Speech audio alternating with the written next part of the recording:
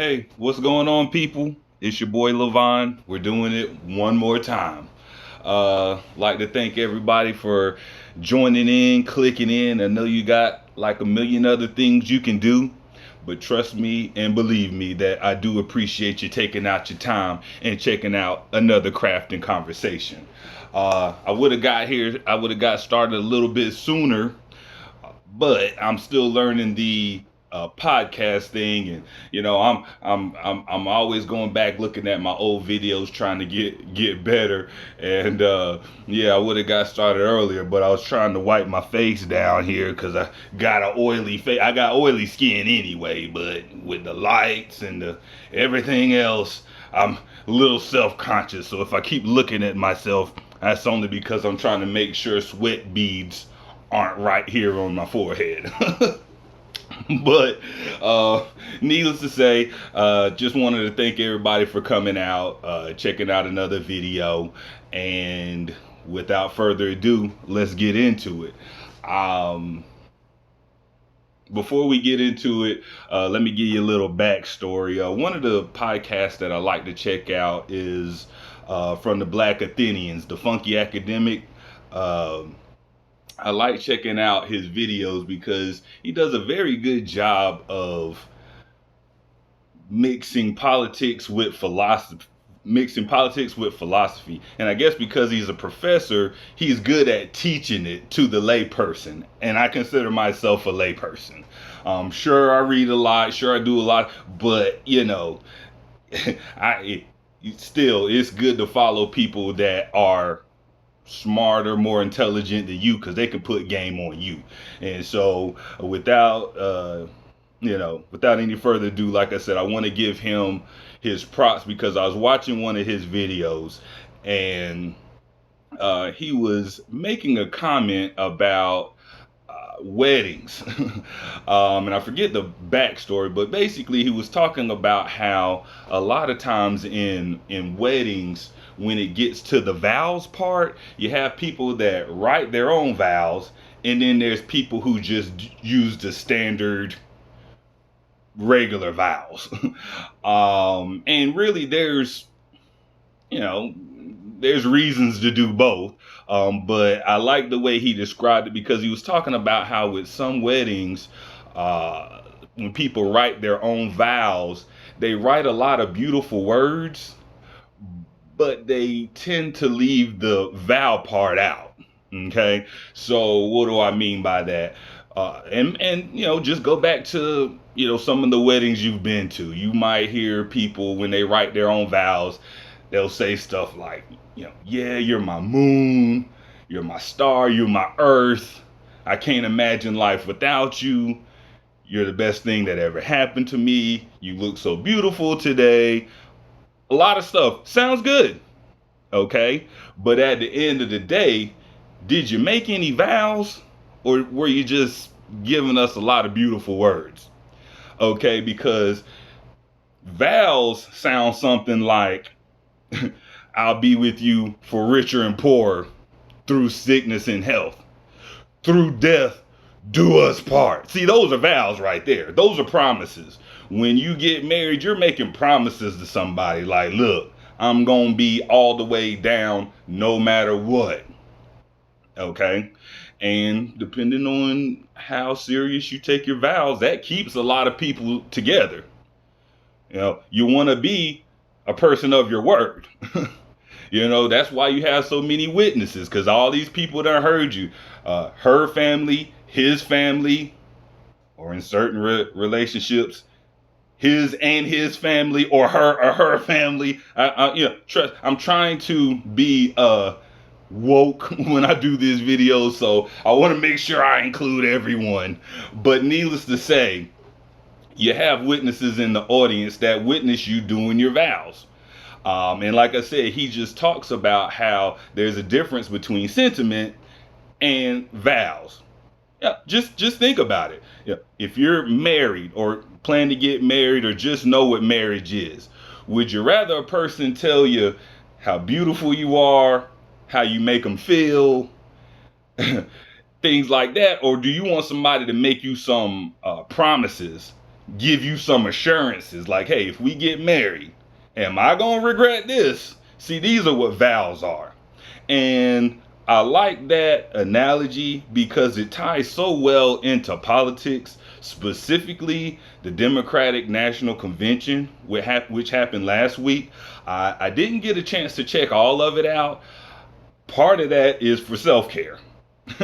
Okay, because when you follow politics as close as I do, you start to hear dog whistles. You start to see a lot of things that you don't like. And one of the things I don't like with the Democratic Party and the National Convention as it's currently set up is it seems like they're using dog whistle terminology in a way to influence the black vote. Okay, I saw last week on some of the videos that I did see, it really seemed like they were making a plea to the black voters, which I understand because the black voters are the backbone of the Democratic Party. Okay, no one votes for the Democratic Party in the numbers that we do. This is just a fact. Okay, and so it makes sense, especially with the social justice issues and the marches and everything. It makes sense to talk to the black voters and recognize the black voters, which they did a good job of that. But like the analogy that I spoke about earlier, there's a lot of sentiment, a lot of playing to people's emotions. I didn't hear a lot of vows. I didn't hear any promises. I didn't hear anybody giving us assurances that, hey, if we choose you, this what you gonna get. Okay? And so that's why I wanted to do this video. Just a quick video, because this election season is going to take its toll on everyone's mental state. You're going to have a lot of voices out there. You're going to have a lot of people telling you what to do. But as you're, coming across this propaganda from both parties, Republican and Democrats, what you need to do is make sure that you don't fall for the sentiment. You need to make sure you don't get emotionally involved to candidates, because the fact is they use that against you. Okay, if they could just play to your emotions, get you inspired, or in a lot of cases scare you into voting for them, that's playing to your emotions. But you also have to realize that that's not policy. We can't survive off of sentiment, just like a marriage can't survive off of nice words. At a certain point, you got to do something, and you got to be about something. You got to make sure the person feels safe. You got to protect the person, protect their physical well-being, their mental well-being. And once again, if you made these vows, you can't go back on those. Of course, we all know with divorce, you can, but what I'm saying the general idea of the vow is to make promises that you intend to keep. And that's how you need to look at how politics are, and how this election is going to go. Don't fall for the sentiment. Don't fall for the okie doke. Oh, your ancestors, they died for your right to vote, which is true. But they also, well, two things. One, they died for our right to vote, but you got to understand, when you have the right to vote or the right to do anything, you can either do it or not do it. Just because you have the right to vote, that doesn't mean you have to. Now, I'm not saying to not vote. You already know, ADOS, the strategy is to vote Democratic down ballot. If you don't know what that is, check out my last video. You need to anyway. Only 15 views. I'm not chastising anyone, but it will help it play out if you could share these videos to people that it would resonate with. I don't want you to share some videos with somebody and I got to be arguing with them. I'm not trying to do that. I'm really trying to build a tribe here of like-minded individuals so we can all come up together. Okay, so when I make these videos, I ain't making them for everybody. I'm making them for a specific group. And chances are, if you've found this page, you found it for a reason. You're not gonna just stumble on to my channel. Okay. So once again, with that being said, don't fall for the sentiment.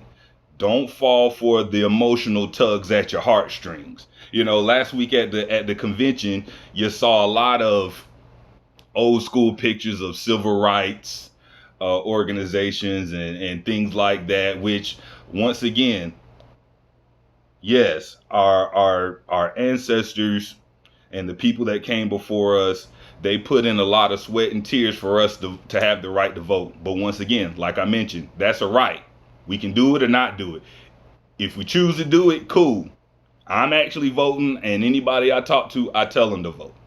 Okay. However, if you don't vote, I'm not going to chastise you, especially as a black person, especially as a black man, because if you check out the Democratic National Convention, they completely left us out of it. I think the only black person I remember seeing was Billy Porter. I mean, he cool and all, but is this who we want to be speaking on that stage? For me, no. I'm actually tired of hearing from celebrities. I get frustrated with that. And if you follow me on Twitter or any of my social medias, you see I don't have a personal I don't have a personal kind of beef with celebrities. It's just I dislike when media outlets try to use them as as voices of the people, and a lot of these people don't even be in the communities that they advocate for. And so that's why you have to be cognizant of that. But once again, getting our vote or earning our vote, it's not on us to vote for you and then put pressure on you to pass policy. No, we're going to do that beforehand. Because that's the same game that they've been running on us since Martin Luther King was alive. James Baldwin, Malcolm X, anyone else that you can name. That's what they were talking about. They were saying like, hey, yeah, we support the Democratic Party, but y'all need to start passing laws, something that makes us equal. And year after year, they would always push it back, be like, now's not a great time. We got this going on. And they would always push everything back further and further. And this was in the 1960s. And you fast forward till now, and it's still happening. You look around, and that's what all our black leadership, quote unquote, that's what they're telling us. They're saying, hey, our main focus needs to be getting Trump out. I'm like, no, it doesn't. Our main focus needs to be getting policies passed that benefit us. That's our responsibility. If we can get what we want and get rid of Trump, okay, cool. But I'm not falling for this. I'm not fixing to be scared into voting for Biden and he ain't offering nothing. Like that's hustling backwards. It doesn't make sense to vote for a guy who doesn't promise you anything. Vows, remember we talked about that. Biden is offering sentimental stuff. Oh, you remember I was vice president of President Obama. We was cool like that. I've had dinner with all these black people. I've had, run-ins with different black leaders and all this other kind of stuff that Joe Biden hangs his hat on, which is basically, I got black friends.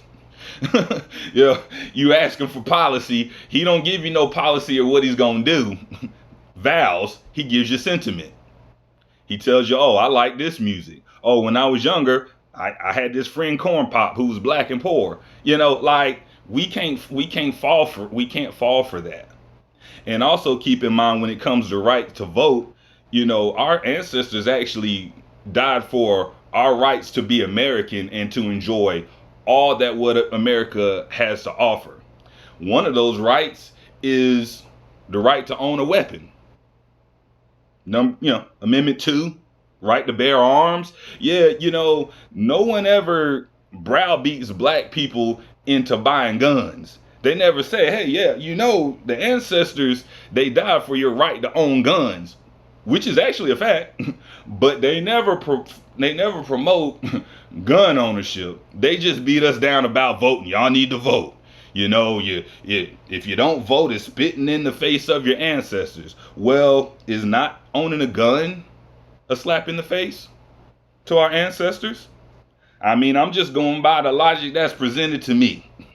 So when you hear people talk about what we need to do, what our ancestors did, okay, make sure you give them the whole story, because a lot of times people like to talk at us and not to us.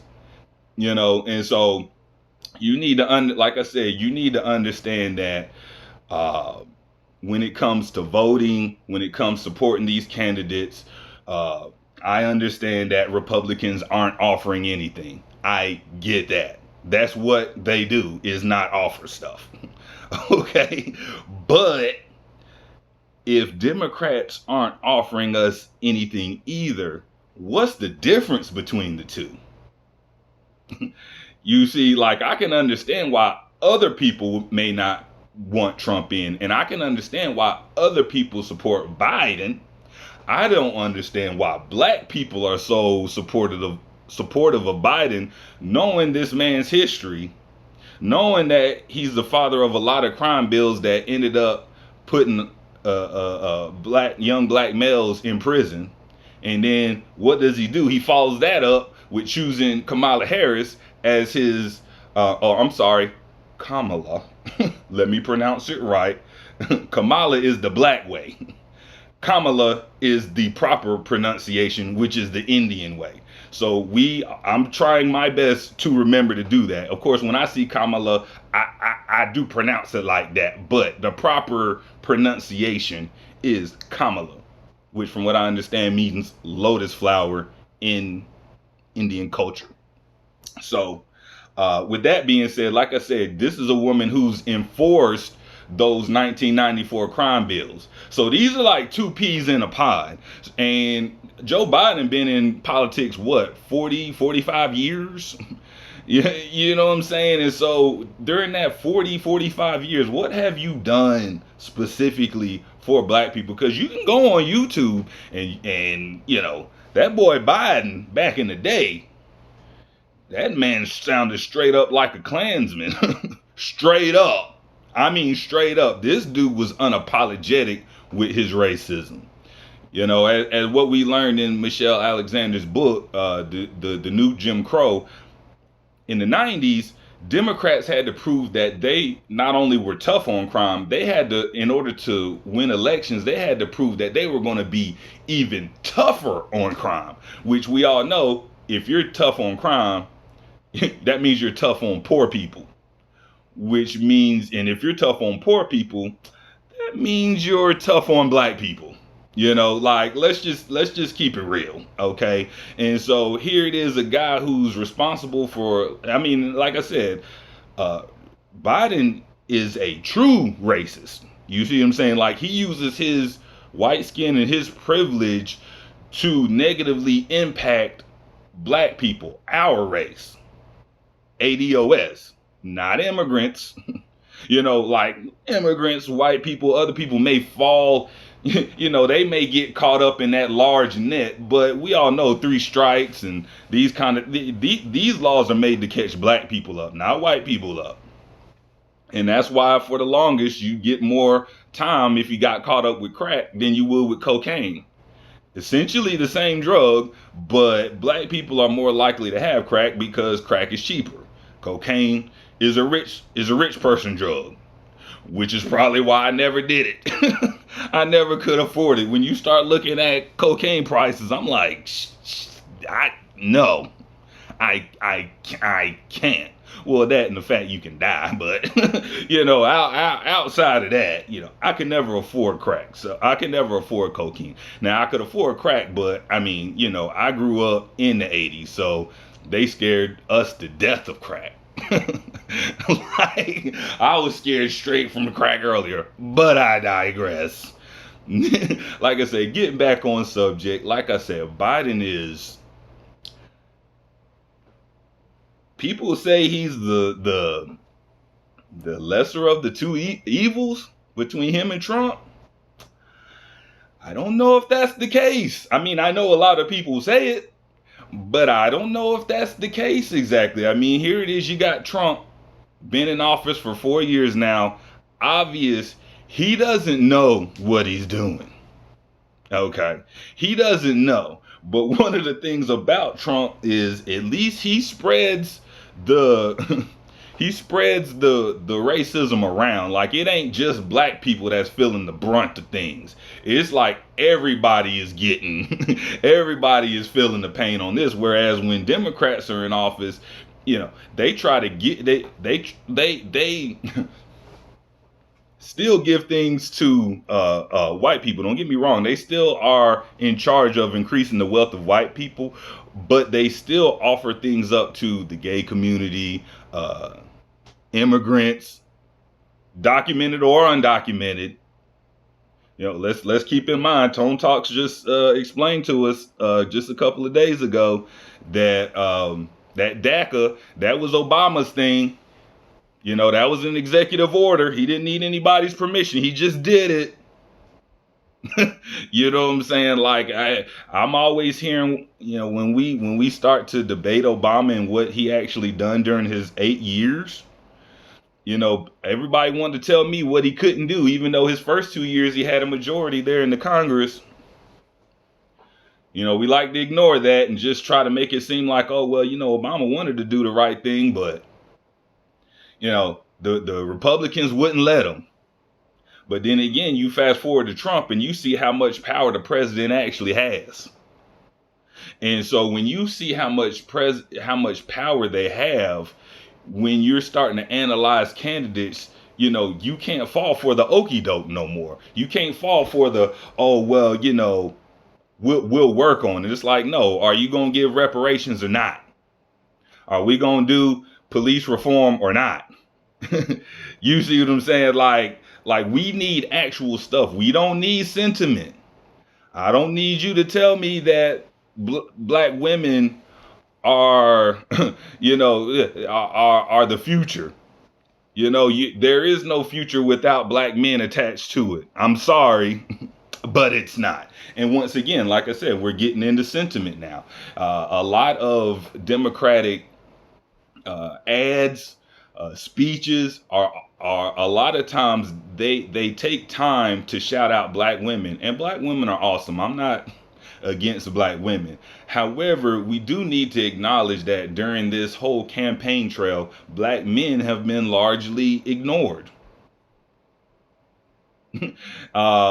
Some of that is because black men in general, not all of us obviously, but black men in general, we don't see the point in voting. It's like, you're not offering anything. I'm not going to support you, and I'm not going to just vote for you just because I'm not going to vote for you because voting for Democrats is right. I mean, yeah, I get it. That's what we always do, but that's the problem. We always do that, and then we don't get anything in return, and so we end up arguing with each other about who we support, when really we need to always be putting the pressure on those in power, those we elect. Okay, so once again, we're getting back to substance. We're getting back to vows. What are you promising me? Don't talk about what you did during Obama's presidency. What have you done for me lately? You see what I'm saying? So once again, people, we need to make sure we don't fall for the sentiment. We don't need to fall for the okie doke. We don't need to fall for the game. We need to look past that.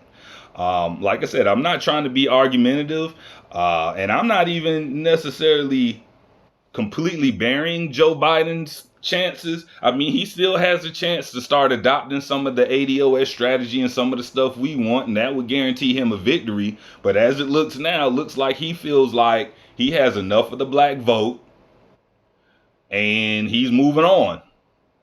Plus our leadership only asked for a a black vice president, female. And I mean, I guess Kamala is like the closest we gonna get, and that's not good enough. I mean, former prosecutor, woman who's kept black people locked up, make people out there, make prisoners out there in California fight wildfires, $2 an hour, won't even let them out on parole so they can fight fires. That's bullcrap. You know what I'm saying? I still haven't seen any information on her prosecuting any police officers, and we know how police officers act. So you mean tell me during your entire career you ain't send nobody to jail? I mean, that says a lot. I mean, yeah, you got people on record. Sheree Peoples. This is a black woman who went to jail under Kamala's truancy laws, and these were laws that she put into place. She enacted this. She enforced it, and on top of that, she made sure that, at least in Sheree Peoples' case, that when they went to pick her up to take her to jail, she made sure that the press was there to see it. Like, hey, look at what we doing over here. I told you I was about to crack down on crime. I'm cracking down on it. And so once again, anytime you have truancy laws, that's going to affect black women more than any other group. But yet and still, here we fast forward some years, and we find out that she went to Howard and she an AKA. So now we just look past all of the negative stuff that she's done. We look past all the negative stuff that Biden done, and we just say, hey, bump it. We need to just vote Trump out. That's a horrible strategy. And that's what you get when you follow sentiment and not vows. So once again, looks like we're keeping this video under 30 minutes. That's two times in a row. We might be working with something. So like I said, that's all I had to say on that. Like I said, I tried to watch the DNC convention last week, but it was tough. I get tired of people trying to wag their hands at black voters talking about what we need to do. And I'm like, you need to be wagging your finger at all these white voters that's voting for Trump. You don't have Trump without white voters. You don't have the Republican Party without white voters. So when you look at Trump being president and you blame the 13% of black men who didn't vote Democratic, you want to blame the 13% of men that voted for Trump. Keep in mind, black men don't vote like that, but the ones that did, 13% voted for Trump. So that 13% let the media tell it. That 13% is why Hillary Clinton lost, and we know that's not the case. We know that's not the case. Yet and still, we have our leadership class and our pundits telling us, like, yeah, these 13% of black men, that's why we got Trump, and they gonna do it again this time. And I will say, I mean, based off of some of the polling data I've seen, black men are going to vote more for Trump than they did last time. Keep in mind, same thing still applies. Black men don't really vote like that. So the ones that do vote for Trump, keep in mind that those are still the minority. Okay? That's the minority of black male voters that's voting for Trump. Not the majority. Like you can say with white people. Like a majority of them voted for Trump, men and women, because they want to live in Trump's America, where you don't got to watch what you say, where you don't have to be politically correct. I mean, in Trump's America, you can kill black people and it not really be a problem. See, that's white supremacy right there. That's white privilege. Everybody knows the first rule of white supremacy or the first benefit of white supremacy is being able to kill a black person and get away with it. It's always been like that. Go back and look at history. That's what lets you know the white privilege, or one of the white privileges, is being able to kill black people and not get in trouble. See, that's what, like I said, that's what white supremacy gives you. And that's why Trump resonates. Okay. Now, Some would say, well, Biden's going to give you the same thing. And it's true, because he didn't give us any vows, remember? He never said it would be different. He never said it would be different under him. All he said is we need to get rid of Trump. And to me, that sounds like we need to get rid of Trump so I can do it. So, like I said, with that being said, I'm gonna go ahead and end the video. You know, I hope I didn't make anybody mad, but I hope I gave you something to at least think about when you're with your friends. You know, maybe go over some of the ideas you've heard here. Go back and check some of the other videos.